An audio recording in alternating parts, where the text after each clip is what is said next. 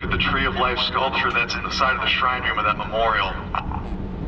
That was Alfred Price, the designer's vision, that yes, the war did eventually lead to victory, but what kind of victory was it? And he hoped it would be a victory that would lead to lasting peace, which brings me to talking about the bookends of World War II, the beginning of the war for the United States, December 7th, 1941, in the USS Arizona, the war ending for the world aboard the USS Missouri, September 2nd, 1945. General MacArthur, who oversaw that surrender, gave a radio address to the American people, and I'm paraphrasing, but he said, "We've known the exaltation of victory, we've known the agony of defeat, and we've learned from both that there can be no turning back. We've got to learn to work just as hard to maintain the peace as we did to fight and to win the war." And who did the Japanese Empire surrender to on the Missouri? It was not the United States unilaterally, it was the Allies. It was the British, the French, Canada, New Zealand, Australia, the Dutch, Nationalist China, and Russia all signed that document. So it's about partnerships. The partnerships that were developed during the war that carry on today. So every 2 years in Hawaii, in the even years, we have the Rim of the Pacific exercise. And what do we do in the Rim of the Pacific exercise? We learn how to fight together, find those common values as nations of the Rim of the Pacific, learn more fighting together, but also for humanitarian operations as well. And I think that vision of the partnerships is a very, very important one. And the last thing I'll say about that is, every year we have a ceremony where we honor the veterans of the Pearl Harbor survivors and the World War II veterans who come out here for that ceremony.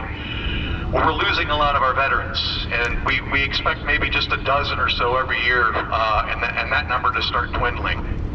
So the theme of this year's ceremony is going to be the legacy of hope, and it's going to be all about that tree of life, and the idea that the war was won, and we're grateful for the war being won, and we're grateful to our veterans, but we are the ones who carry on that legacy.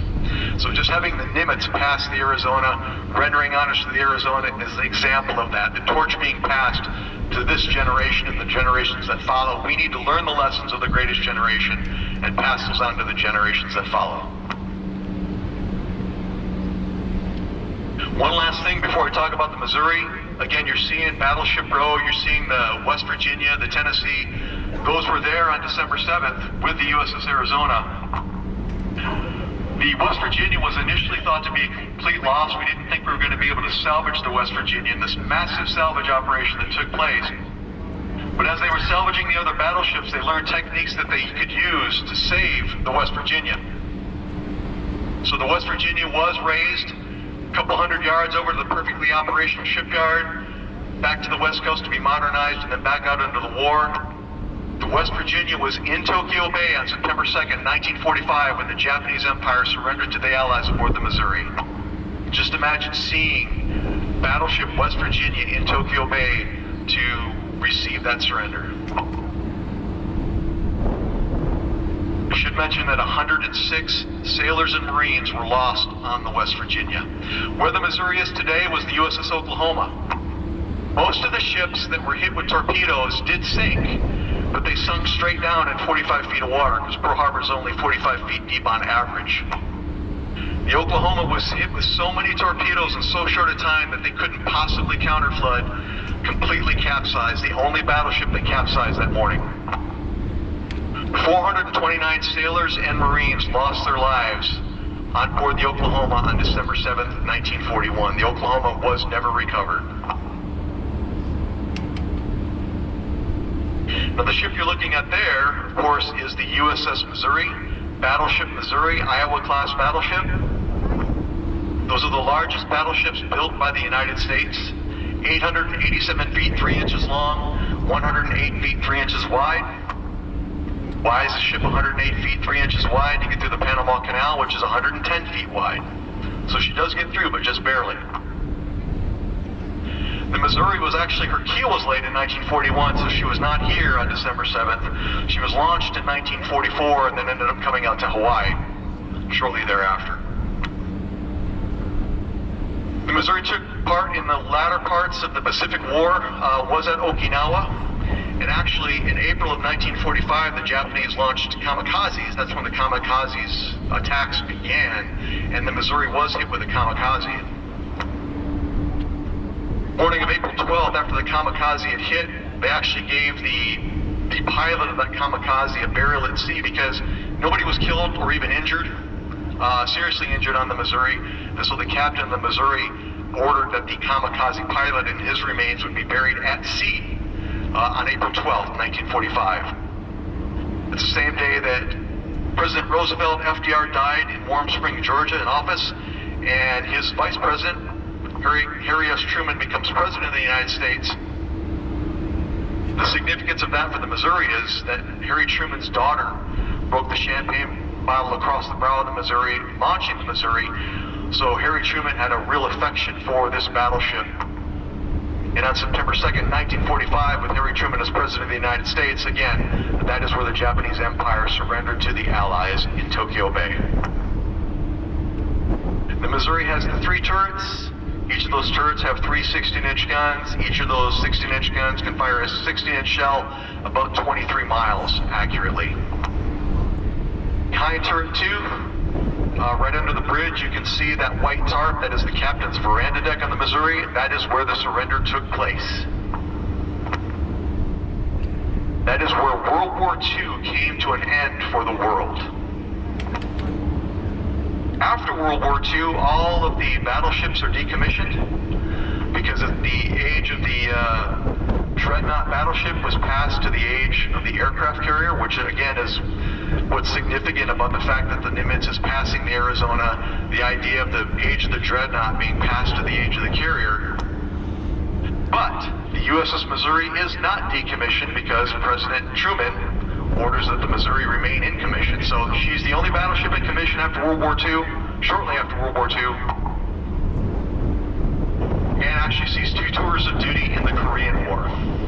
1955, the Missouri is decommissioned for the first time, spends about 27 years in Bremerton, Washington, in mothballs.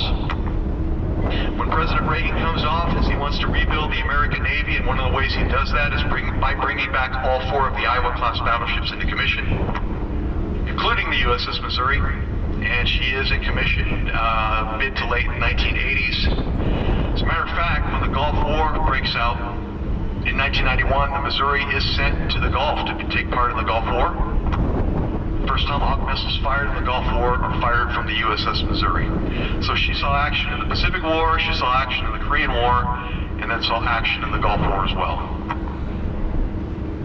In 1991, shortly before being decommissioned for the final time, the Missouri leads a procession of ships past the USS Arizona on December 7th, 1991 for the anniversary of the December 7th attack, and that's really her last official act before eventually going into being decommissioned again, going to Bremerton, Washington again, and they came out here as a museum ship in 1998.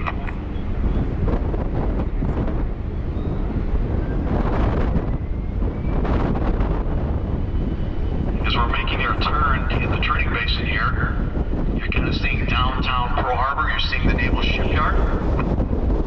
So Pearl Harbor was actually established in 1919. August 21st of 1919 is when Dry Dock 1 was dedicated by then Secretary of the Navy Josephus Daniels. He dedicated Dry Dock 1, but by extension, he's dedicating the base itself. It should be pointed out that when Pearl Harbor was established, there was never an intent to have any ships home ported here. It was really just a place to stop over. Largely what you're looking at there, the shipyard. The shipyard repaired, refueled, resupplied, reprovisioned, did all of that in 1919. There were no interceptor aircraft were located.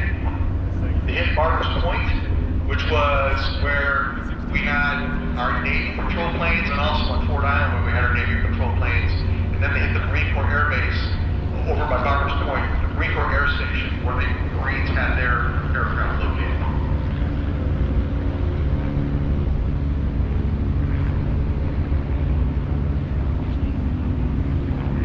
Last thing I'll mention as we kind of wrap things up here, going through the gate here, is the Army had responsibility for the defense of aircraft, of the Navy aircraft, the fleet, I should say, when the fleet was in port.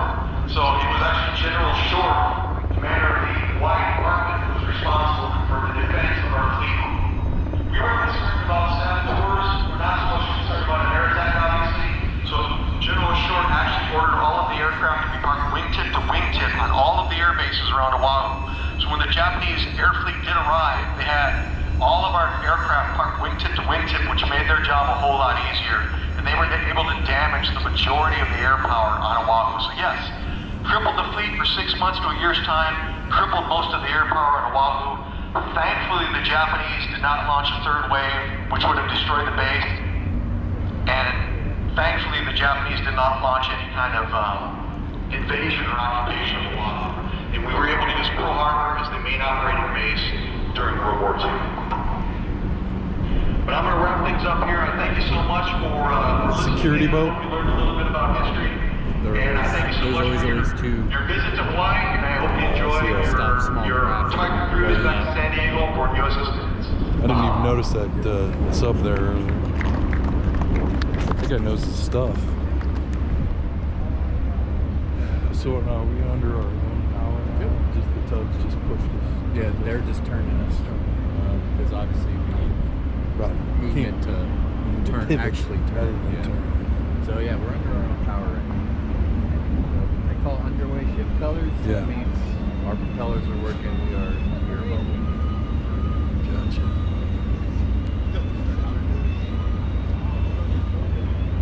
Yep. The moment we can really get out of the base, it's pick up.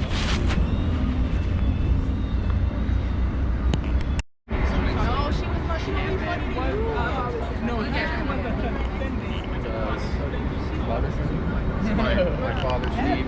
Oh, what's up? I'm Nate. Pleased to meet you. It was pretty wild when she showed up. She just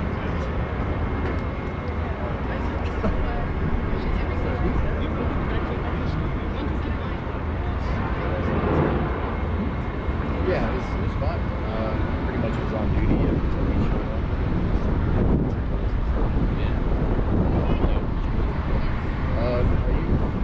Are you doing any air power demo stuff? no, I'm just giving people personal tours. It's easy.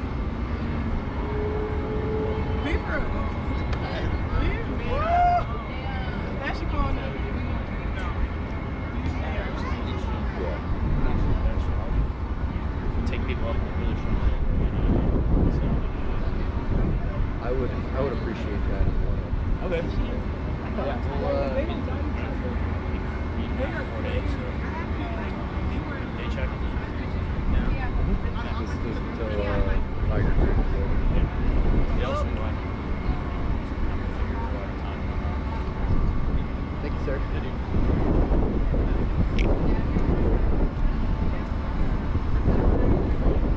Starting to get old enough to where I'm rude at the pilots.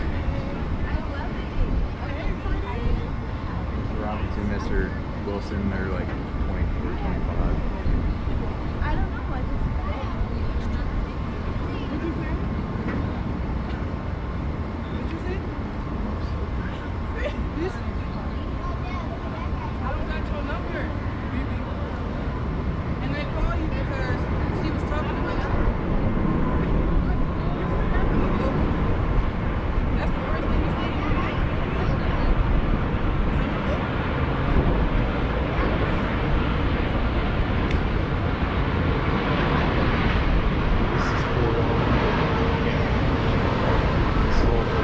Yeah, that's Air Force on my side.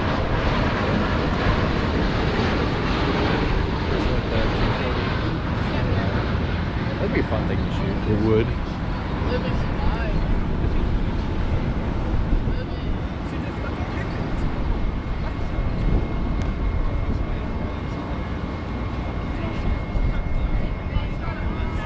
Maybe one of those weeks. I'm probably excited for this stuff. Word. It's the most action they do. How you been, girl? How you been? Bro, come on, do this a lot, man.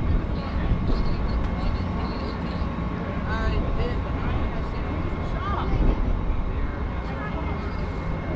First off, when you first see me, the fuck, never mind.